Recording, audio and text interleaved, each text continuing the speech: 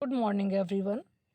बच्चों, इससे पहले वाली जो वीडियो थी हमने उसमें शेयर किया था कि महासागरीय जल का तापमान जो है किन किन कारकों से प्रभावित होता है और किन किन कारणों से किसी महासागर का तापमान अधिक और किसी का तापमान कम है। आज हम पढ़ेंगे कि जितने भी महासागरीय भाग हैं उन महासागरीय भागों का क्षैतिज तापमान का वितरण किस प्रकार से है। सामान्य रूप में जो भूमध्य रेखा पर जितने भी सागर है उनका तापमान जो है 26.7 डिग्री अंकित किया जाता है। और इसके बाद जैसे जैसे हम दक्षिणी गोलार्ध की तरफ जाते हैं तापमान में गिरावट आती है, यानी कि भूमध्य रेखा पर तापमान 26.7 डिग्री सेंटीग्रेड होता है और साउथ में जाने पर जो है तापमान में गिरावट आती है। मैंने आपको कहा था ना कि दक्षिणी गोलार्ध का तापमान कम होता है कंपैरेटिवली उत्तरी गोलार्ध का। और जैसे जैसे हम प्रत्येक गोलार्ध की तरफ जाते हैं वैसे वैसे तापमान में 0.5 डिग्री फ़ारेनहाइट की दर से गिरावट होती है हर एक अक्षांश पर। 20 डिग्री अक्षांश के पास में तापमान जो है 22 डिग्री सेंटीग्रेड होता है। 40 डिग्री अक्षांश के पास जो है 57 डिग्री फ़ारेनहाइट तापमान होता है। 60 डिग्री अक्षांश पर जो है तापमान 34 डिग्री फ़ारेनहाइट रहता है, यानी कि लगभग 1 डिग्री सेंटीग्रेड तापमान जो है 60 डिग्री अक्षांश के पास हम नोट करते हैं। और ध्रुवों की तरफ जाने पर यह तापमान और भी ज़्यादा यानी कि माइनस में होना शुरू हो जाता है। 28 डिग्री फ़ारेनहाइट तक अंकित होता है। और ध्रुवों पर तो जाने पर आपको पता ही है कि आर्कटिक महासागर की स्थिति जो क्या है एक बर्फ़ की का ही हिस्सा है। उच्चतम जो तापमान होता है वो भूमध्य रेखा पर नहीं होता है। बच्चों, अगर आपसे कोई पूछता है कि अगर पृथ्वी पर जो सबसे अधिक तापमान जो है कौन से अक्षांशों पर होता है, तो आपको गलती से भूमध्य रेखा पर नहीं बताना है, क्योंकि यहाँ पर क्या है बारिश बहुत होती है और अत्यधिक बारिश होने के कारण फ्रेश जो पानी है महासागरों को प्राप्त होने के कारण यहाँ पर जो तापमान उच्चतम नहीं होते हैं, बल्कि उच्चतम जो तापमान होते हैं वो 20 डिग्री से 30 डिग्री अक्षांशों के बीच में होते हैं, क्योंकि वहाँ पर तापमान अधिक रहने का मूल जो कारण होता है वो होता है कि वहाँ वाष्पीकरण बहुत अधिक होता है। ठीक है, तो अगर हम देखें दोनों गोलार्धों को तो दक्षिणी गोलार्ध की अपेक्षा उत्तरी गोलार्ध का तापमान अधिक होता है, यानी कि दक्षिणी गोलार्ध जो है उसका तापमान कम होता है। देखो बच्चों, ये प्रशांत महासागर का नक्शा आपको दिख रहा है। आप यहाँ देख सकते हैं कि यहाँ जो तापमान में परिवर्तन आप देखो बच्चों, तो हम आपको बता दें, ये देखिए 0 डिग्री अक्षांश है और यहाँ से जो तापमान जो हमको दिखाई दे रहा है बच्चों, तो ये अपने को समताप रेखाएं हैं पानी की, यानी कि यहाँ से अगर हम देखें उत्तरी अमेरिका और एशिया के बीच में ये है 0 डिग्री तापमान, फिर 5 डिग्री, फिर 10 डिग्री, 15 डिग्री, 20 डिग्री। ये डिफरेंस जो है धीरे धीरे बढ़ता जा रहा है। आप देख सकते हो कि इन जो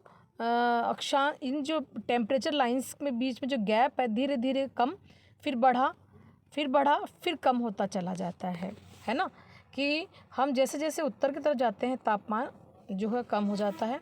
सभी महासागरों का अगर हम देखते हैं औसत तापमान तो वो है 17.2 डिग्री सेंटीग्रेड और उत्तरी गोलार्ध का जो तापमान है वह है 19.4 डिग्री सेंटीग्रेड और दक्षिणी गोलार्ध का औसत तापमान जो है वह है 16.1 डिग्री सेंटीग्रेड।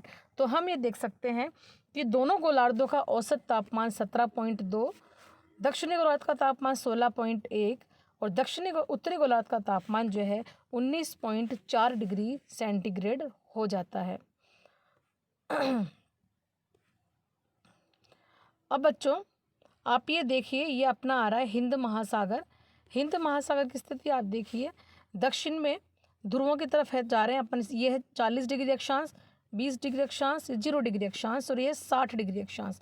60 डिग्री पर 0 डिग्री तापमान है और यहाँ फिर 5 degree, 10 degree, 15 degree, 20 degree, 25 degree और अगर यहाँ भी 25 डिग्री तापमान, यानी कि भूमध्य रेखा के आसपास तापमान जो है वो 25 डिग्री तापमान है हिंद महासागर में। हिंद महासागर एक बंद महासागर, इसका तापमान जो है अन्य महासागरों की तुलना में अधिक होता है। तो आप ये देख सकते हो। और यहाँ पर जो चूँकि दक्षिणी गोलार्ध ज़्यादा आ रहा है, दक्षिणी गोलार्ध में वैसे अपन ने औसत रूप से पढ़ा था कि 60 डिग्री अक्षांश पर तापमान जो है 1 डिग्री होता है, लेकिन यहाँ तापमान हमें 0 डिग्री प्राप्त हो रहा है।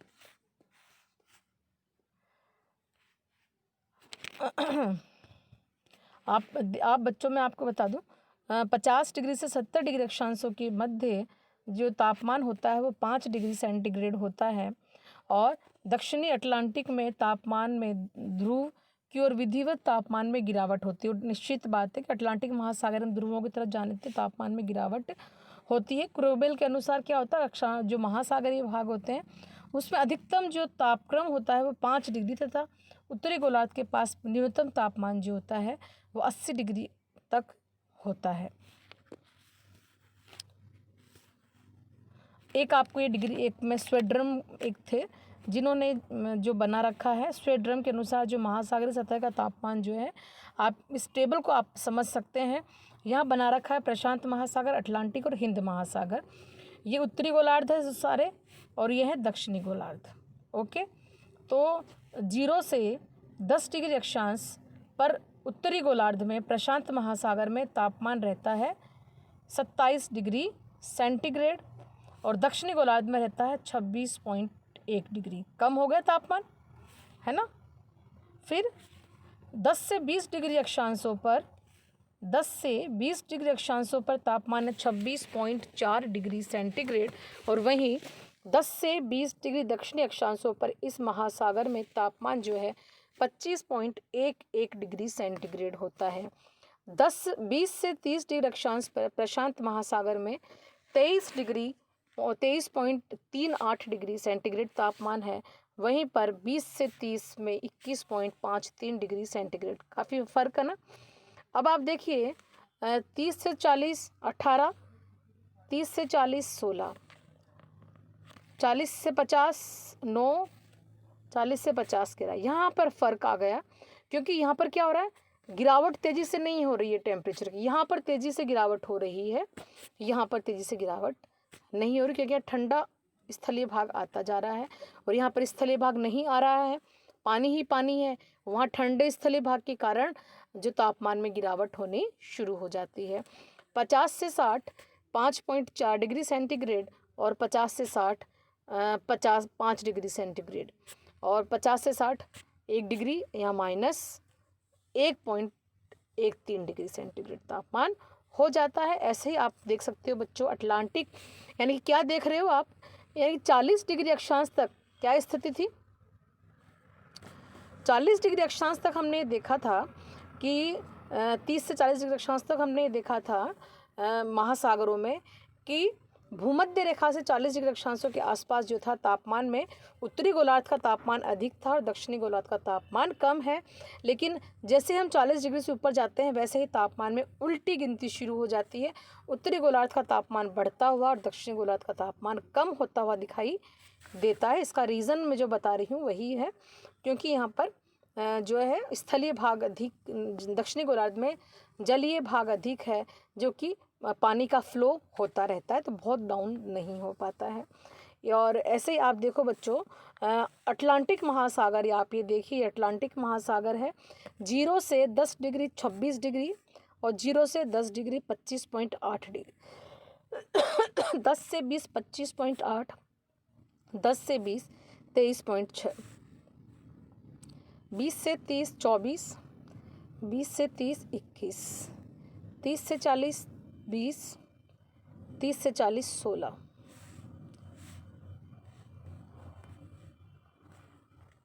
और इस प्रकार से आप देख सकते हो कि महासागरों का जो तापमान स्वेड्रम के अनुसार किस प्रकार से परिवर्तन हो रहा है। इसको आप हम ये देख सकते हैं कि स्थानीय भागों का तापमान में भी कितना परिवर्तन आता है। तो ये आपका हमने आज अभी देखा कि स्थलीय भागों के तापमान में ये क्षैतिज वितरण जो है किस प्रकार से परिवर्तन हो रहा है। अब हम देखते हैं कि महासागरीय भागों का जो जल है उसके लंबवत वितरण में क्या परिवर्तन होता है। तो बहुत से पॉइंट्स है बच्चों। पहला पॉइंट तो ये होता है कि हम सूर्य की किरणें जो होती है 20 से 200 मीटर तक की गहराई तक प्रवेश करती है। उसके आगे सूर्य की किरणें जो है समुद्र के जल में प्रवेश नहीं कर सकती है। तो प्रत्यक्ष रूप से जो समुद्र का जल है वो 200 मीटर की गहराई तक की सागर की सनलाइट से गर्म होता है। बाकी का पानी तो जो है वो संचरण की विधि के द्वारा गर्म होता है। तो ऊपरी सतह का जो तापमान जो है वो अधिक होता है बस अंदर के तापमान के 2000 मीटर तक तापमान में प्राय बहुत अधिक परिवर्तन नहीं होता है। और चैलेंजर और मरीनर जो अन्वेंशन किए थे उस आधार पर उन्होंने बताया था कि 100 फैदम तक तापमान जो है वह 16 डिग्री, 200 फैदम तक तापमान जो है 10 डिग्री, 50 फैदम तक तापमान 7.2 डिग्री, 1000 फैदम पर तापमान 2.5 डिग्री, 1500 फैदम पर तापमान 2 डिग्री और 2200 फैदम पर 1.8 डिग्री। यानी कि जो पृथ्वी पर जो महासागर, उन महासागरों के तापमान जो है वह है बहुत अधिक गहराई में जो है तापमान वो कम होता चला जाता है। और सतह का तापमान 100 फैदम तक सिर्फ 16 डिग्री रहता है और 2200 तक जाते जाते 1.8 डिग्री सेंटीग्रेड हो जाता है। और अगर हम गहराई में तापमान को देखें तो 50 फैदम की गहराई पर यानी कि कम से 5 फैदम की गहराई पर लगभग 30 फीट के जो तापमान जो अंतर होता है वहाँ कोई तापांतर नहीं होता है। अगर हम भूमध्य रेखा से ध्रुवों के साथ तापक्रम में गिरावट का अगर हम अध्ययन करते हैं तो क्या देखते हैं कि भूमध्य रेखा से ध्रुवों पर जो है सागरीय सतह का तापमान में कम परिवर्तन होता है, परंतु सागरीय नितल का जो तापमान होता है भूमध्य रेखा से ध्रुवों पर समान रहता है। तो इसके कारण क्या होता है, भूमध्य रेखा पर गहराई के साथ तापमान में गिरावट तीव्र गति से होती है, जबकि ध्रुवों की ओर जो तापमान में गिरावट कम होती है। 1911 में जर्मन अन्वेषण हुआ था, उस आधार पर ये ज्ञात हुआ था कि 7.5 डिग्री अक्षांश पर 1000 मीटर की गहराई पर जो तापमान था उतना ही तापक्रम 40 डिग्री अक्षांश पर महासागरीय सतह पर था, जिसमें कि तापमान 200 मीटर की गहराई पर था।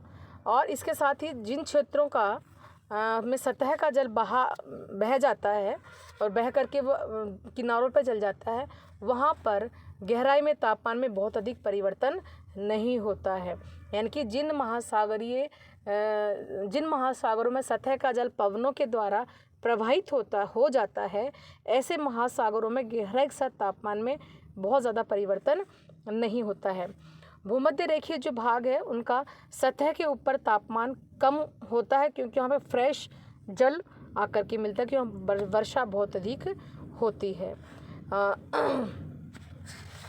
इस प्रकार से बहुत से रीज़न हैं जिसके कारण कि महासागरीय तापमान में गहराई के साथ परिवर्तन होता है। तो अगर हम देखें तो महासागरीय भागों पर जो हम एक स्थितिक्रम बनाएं तो ऊपरी परत हो सकती है थर्मोक्लाइन और निचली परत। ऊपरी परत जो कि 500 मीटर तक की गहराई में है, जहाँ पर 20 से 25 डिग्री सेंटीग्रेड तापमान होता है और घनत्व की दृष्टि से ये बहुत हल्की होती है और भारी परत के ऊपर तैरती ही रहती है। और ये जो परत होती है उष्णकटिबंधीय महासागरों पर हमेशा रहती है। इसके नीचे वाली परत जो होती है उसमें इसका विस्तार जो होता है 1000 मीटर से महासागरीय तली तक होता है और यह सर्वाधिक ठंडी तथा भारी होती है।